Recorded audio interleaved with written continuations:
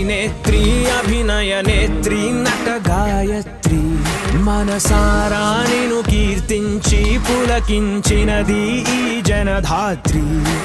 నిండుగా ఉందిలే దుర్గ దీవెనం ఉందిలే జన్మకో దైవ కారణం నువ్వుగా వెలిగే ప్రతిభాగుణం ఆ నటరాజుకు స్త్రీ రూపం కళకే అంకితం నీ కణకణం వెండి తెరకెన్నడో ఉందిలే రుణం పేరుతో పాటుగా అమ్మనే పదం నీకే దొరికిన సౌభాగ్యం మహానటి